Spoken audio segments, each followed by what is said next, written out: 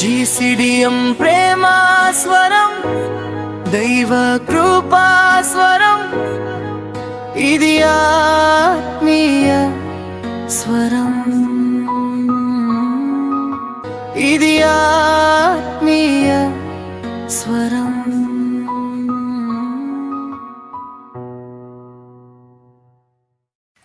ప్రభునందు ప్రియమైన వారలారా, మీకందరికి ప్రభు అయిన యేసు క్రీస్తు నామమున అందరికి షాలోం, సమాధానం కలుగును గాక. మీతో ఇలా మాట్లాడడం దేవుడు నాకు అనుగ్రహించిన అద్భుతమైన సమయాన్ని బట్టి దేవునికి స్తోత్రాలు చెల్లిస్తున్నా.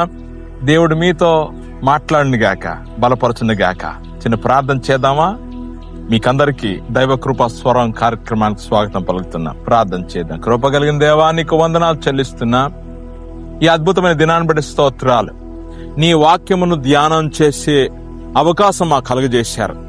యోహాను సువార్తలో నీ దైవత్వం గురించి, యేసు క్రీస్తు గూర్చిన దైవత్వం గురించి మాట్లాడుకోవటానికి మాకు ఇచ్చిన ఈ సమయాన్ని బట్టి స్తోత్రాలు చెల్లిస్తున్నా. మాతో మాట్లాడమని, మా విశ్వాస జీవితాన్ని వృద్ధి కలగజేయమని యేసు నామమున ప్రార్థన చేస్తున్నాము తండ్రి, ఆమేన్.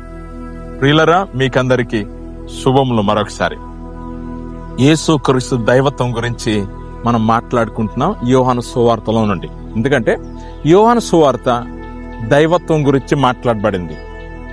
యేసు క్రీస్తు గురించి 4 సువార్తలు రాయబడింది.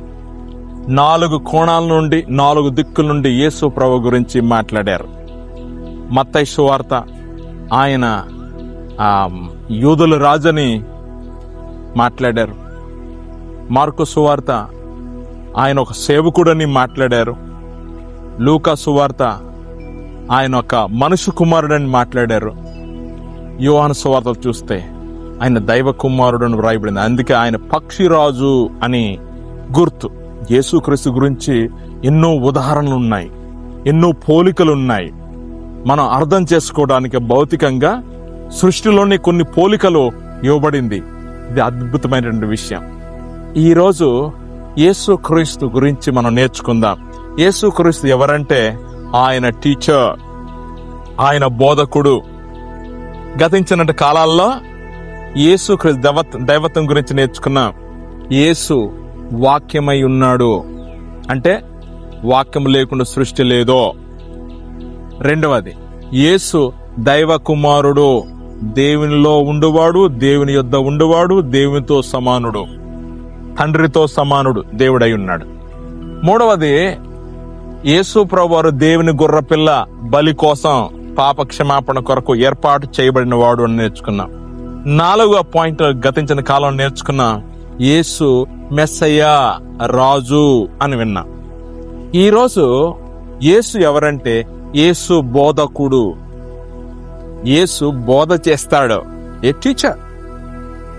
మన యొక్క దేశంలో, మన భారతదేశంలో గురువులంటే చాలా గౌరవం. సో గురువును దైవంగా పిలిచే స్థలం మనది. సో మానవ గురువులను దైవంగా మనం అంగీకరించలేము. దైవం దైవమే. మనుషుల్లో అనేకులు బోధకులు ఉన్నారు, కానీ దైవత్వంలో దేవుడు ఒక్కడే బోధకుడు. కనుక యేసు ప్రభువారే గురు, బోధకుడు.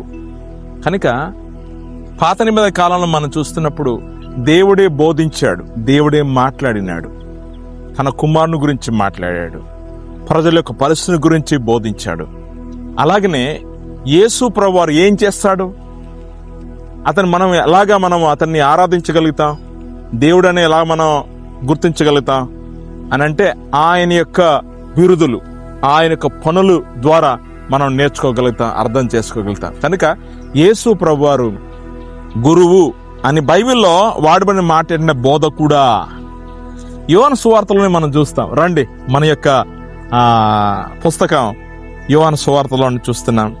యోహాను సువార్తలోని 1వ అధ్యాయంలోనే యేసు ప్రభు బిరుదులు ఇన్నున్నాయి. చూడండి, చాలా అద్భుతంగా రాశాడు. సో ఇక్కడ ఫిలిప్పు నతనయేలును యేసు ప్రభు యొద్దకు తీసుకుని వస్తున్నప్పుడు నతనయేలు మాట్లాడిన మాటలు. ఎందుకంటే నతనయేలు ఎక్కడున్నాడో యేసు ప్రభువారు ముందుగానే ఎరిగినాడు.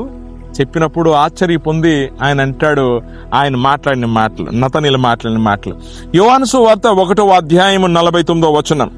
నతనయేలు అన్నాడు, బోధకుడా, నీవు దేవుని కుమారుడవు, ఇశ్రాయేలు రాజువు అని ఆయనకు ఉత్తరం ఇచ్చెను.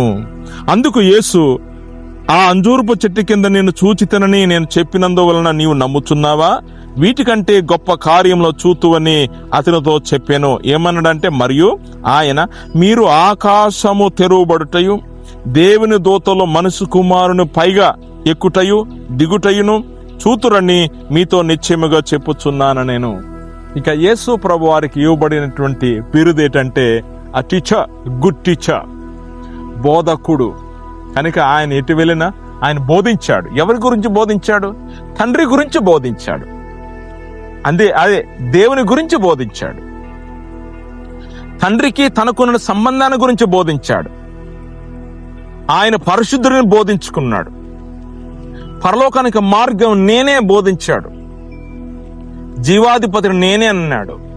అందుకే నేనే మార్గమును సత్యమును జీవమును అన్నాడు. కనుక యేసు బోధకుడు. యేసు మాత్రమే కాదు బోధకుడు, ఇప్పుడు పరిశుద్ధాత్మ కూడా బోధకుడే.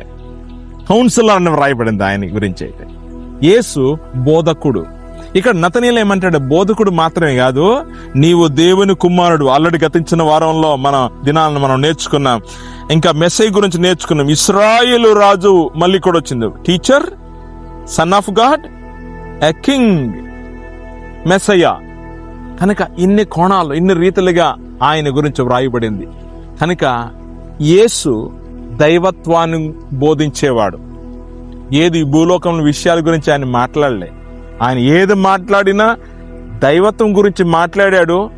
కానీ భౌతికమైనటువంటి వనరులు ఉపయోగించుకుని మాట్లాడాడు. ఎందుకంటే అంత తెలివి మనకు ఉండదు. అందుకే నికోదేముతో మాట్లాడినప్పుడు రెండవ జన్మ పొందాలి అన్నప్పుడు మనకు మొదటి జన్మే మనకు తెలుసు. మరణ పునరుద్ధానం గురించి మనకు తెలియదు. మరో జన్మ, మన భారతదేశంలో మరో జన్మ గురించి మాట్లాడటం జరుగుతుంది. ఇక్కడ బైబిల్ ఏమో మరో జన్మ అంటే అది ఆత్మీయ సంబంధించింది. భౌతిక సంబంధమైనటువంటి జననం మనం పొందిన తల్లిదండ్రుల ద్వారా. కానీ స్పిరిచువల్ గా, ఆత్మీయంగా మరొకసారి మనం జన్మించాలి. దాన్ని మారు మనసు అని అంటారు.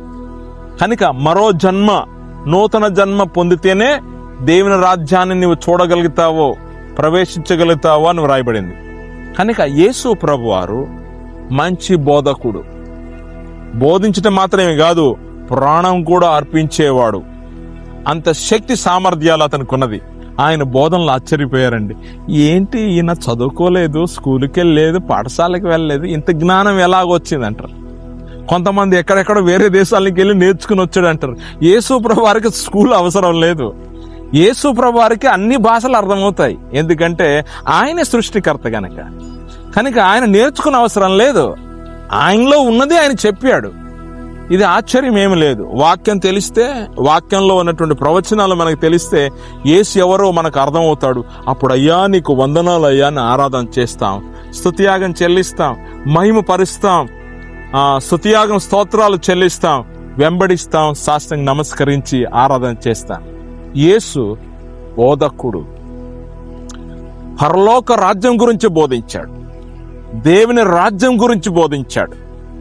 దేవుని రాజ్యం ఎవరు ప్రవేశిస్తారనేది బోధించాడు. దేవుని రాజ్యం శాశ్వతమైనదని బోధించాడు. ఈ లోకం శాశ్వతమైన కాదని చెప్పాడు. దీని మీద మీ మనసు పెట్టుకోకండి అన్నాడు. ఇది ఒక రోజున గతించిపోతుంది అన్నాడు.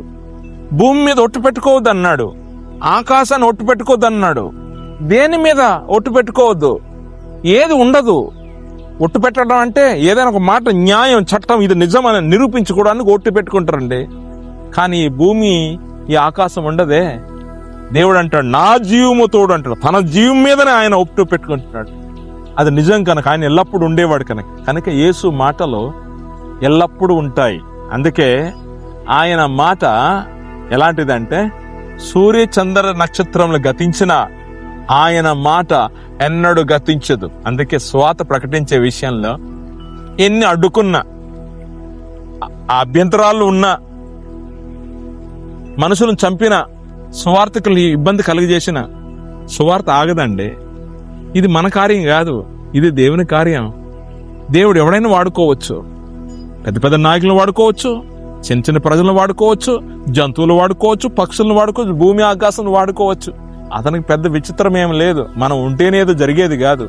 దేవుని కార్యాన్ని మనం అడ్డుకోలేం, దేవుని వాక్యాన్ని మనం అడ్డుకోలేం. ఏముందంటే యెరూషలేము మొదలుకొని భూదిగంతం వరకు ప్రకటింపబడాలి. ఆ ఆత్మకార్యం ఆయన చేసుకుంటున్నాడు. కనుక యేసు బోధించినట్లుగా ఎవరు బోధించలేరు. ఎందుకంటే ఆయన బోధించాడు, బోధనకు కట్టుబడి ఉన్నాడు. ఆయనలో నీతి ఉన్నది, ఆయనలో సత్యం ఉన్నది. ఆ సత్య ప్రకారంగా ఆయన జీవించాడు. ఈ లోకంలో చాలా మంది ఉన్నారు. ప్రభువులు అనబడిన వారు ఉన్నారు, రాజులు అనబడిన వారు ఉన్నారు, దేవతలు దేవుళ్ళు అనబడిన వారు ఉన్నారు.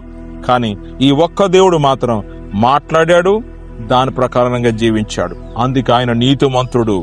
దేవుడు అనేవాడు నీతిమంతుడై ఉంటాడు, పరిశుద్ధుడై ఉంటాడు, ప్రేమ కలిగిన వాడై ఉంటాడు. కనుక యేసు బోధించిన బోధనలన్నీ కూడా మనుషులు ఆకట్టుకోవటం జరిగింది. దయ్యాలు భయపడిపోయినాయి, వణికిపోయినాయి. ఇది చాలా అద్భుతమైనది. కనుక యేసే బోధకుడు. ప్రియులరా, మీరు ఆయన కింద రావాలి. అందుకని ఏమన్నాడు, ప్రయాసపడి భారం మోసుకుని సమస్త జనులారా నా ఎదుకు రండి, నేను మీకు విశ్రాంతి ఇస్తానన్నాడు. నా కాడు సులువుగా ఉంటుందన్నాడు. ఆయన బోధ చాలా అద్భుతంగా ఉంటుంది. కనుక ఆయన్ని పూజించడం మాత్రమే కాదు, దేవుడిని మీరు మొక్కటం మాత్రమే కాదు, ఆయన వాక్యమును వెంబడించాలి, ఆయన చట్టాలను వెంబడించాలి, ఆయన ప్రేమించినట్లుగా మనం జీవించాలి, ఆయన క్షమించినట్లుగా మనం జీవించాలి. కనుక యేసులా ప్రేమించిన వారు ఈ లోకంలో ఎవరు లేరు, యేసులా బోధించిన వారు ఇంకెవరు లేరు. నీ జీవితంలో యేసు బోధ చాలా అవసరం, యేసు నీతి చాలా అవసరం. నీవు దేవుని కుమారుడుగా జీవించాలంటే, పవిత్రమైన మనసు కలిగి ఉండాలంటే దేవుని బోధ చాలా అవసరం. కనుక ఆయన బోధకుడు. అయ్యా, నేను నీ డిసైపుల్ని, నీ యొక్క అయ్యా బిడ్డను, నీ కుమారుని, నీ కుమార్తెను నన్ను బోధించవా అని అడుగు. ఆయన వాక్యం చదువు, ఆత్మను అడుగు, నీకు సాయం చేస్తాడు. దేవుడు నీతో మాట్లాడతాడు. ప్రార్థన చేసుకుందాం. ప్రియమైన దేవా, నీకు వందనాలు చెల్లిస్తున్నాం నాయనా. నీవు బోధకుడవు, మమ్మల్ని బోధించు. నేను నీ పాదాల చెంత ఎల్లప్పుడూ వచ్చి మోకరిల్లి నేర్చుకుని చదివి అయ్యా అర్థం చేసుకునే మనసు మాకు దయచేయమని ప్రార్థన చేస్తున్నాను. చాలా మంది వాక్యం ఎందుకు రావటం లేదు, చదవటం లేదు, కనుక నీ గురించి వాళ్ళకి అర్థం కాదు. ప్రభువా, ఇక నుండి మేము చర్చకు వెళ్ళిన అయ్యా ప్రసంగికుల మీద మేము ఆధారపడకుండా నీ వాక్యం మీద ఆధారపడి జీవించడానికి మాకు సహాయం చేయమని యేసునామమున ప్రార్థన చేస్తున్నాము తండ్రి. ఆమేన్. దేవుడు మనల్ని దీవించును గాక. ఆమేన్.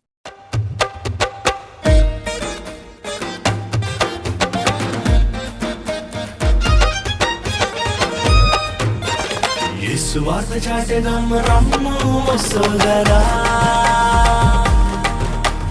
యేసుతోటి సాగెదం రమ్ము సోదరి.